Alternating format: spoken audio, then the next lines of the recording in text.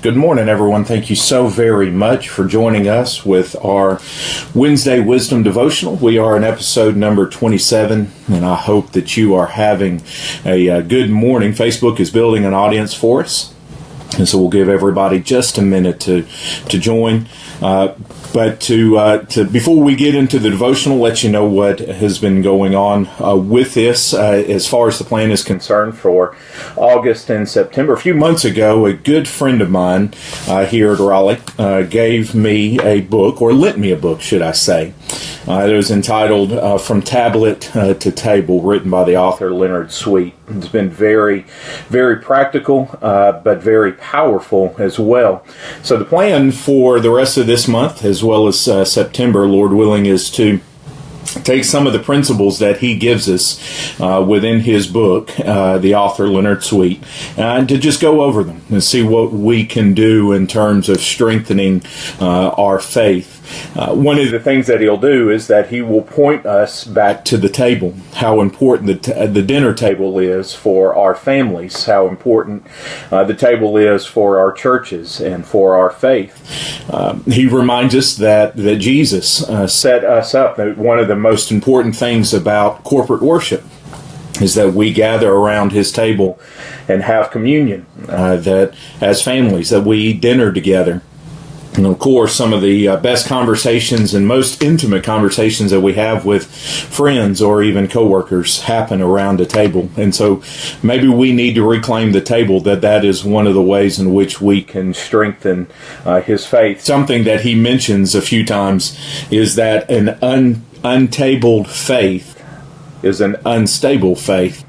Makes a lot of sense, and you'll see that as we move along. But it's just some statistics that he gives in the introduction of his book. He actually cites the author, sociologist Cody Delstray, who wrote for the Atlantic Monthly and gave some of these statistics concerning the table, how important they can be for our families and how influential they can be for our families. I know that statistics can be used to prove just about anything, so I know we take them with a grain of salt.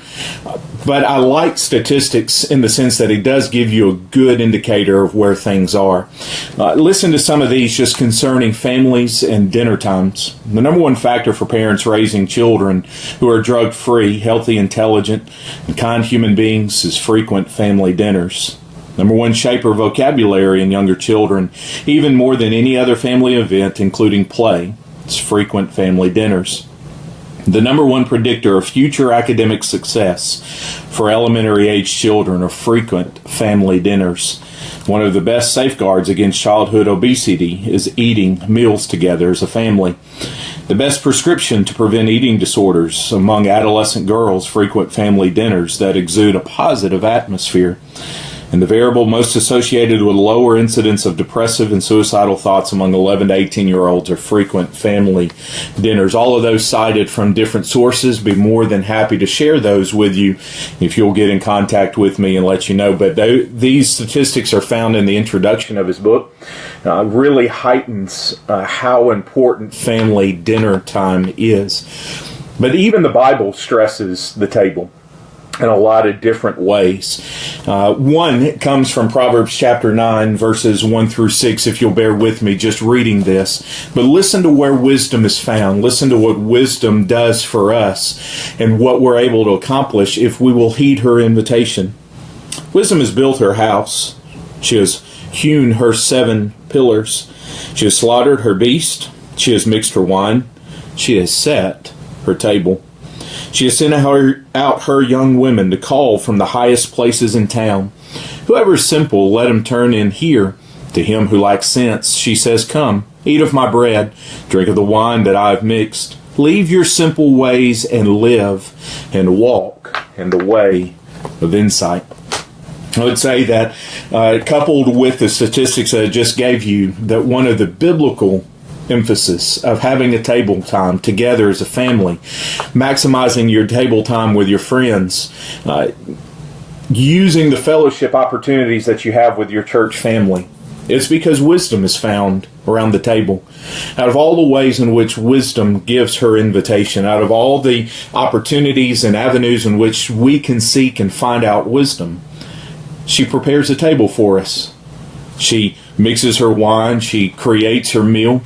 She sets it at a table, and then she sends out an invitation that if you're looking for insight, if you're looking for ways in which to live a better, wholesome life, then heed my invitation. Come, is what she says in verse 4. Whoever simple, let him turn in here. In other words, wisdom says that the table that I have set, you can find what you're looking for. I'd encourage you that today, when you get off of work, Lord willing, you get home safely, that you find a moment before turning the television on, and before going onto your next activity or your next chore or whatever it may be, to sit down at your table, have a conversation with your spouse, learn from your children, invite them into a conversation with you, pass on wisdom to each other, get insight, turn, hear the invitation. Create your table as a place where you can meet, where you can discuss, where you can grow. Because again, as Leonard Sweet says, an untabled faith can lead to an unstable faith. Again, thank you so much for joining us this morning. If you have found this devotional to be beneficial to you, to your family, then please do us a favor and share it with your friends, with your neighbors, and other Facebook family if you can. And if you live in the Raleigh area, we would love to have you come and pay us a visit at the Raleigh Church of Christ. We're located at 911 Behringer Drive here in Raleigh, North Carolina.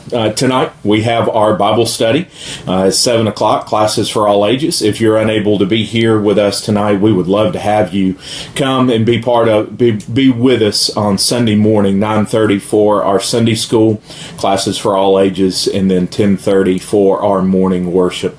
Again, thank you so much for being here, joining us, and I hope that you have a great day, and I hope that you have a blessed day. Bye-bye.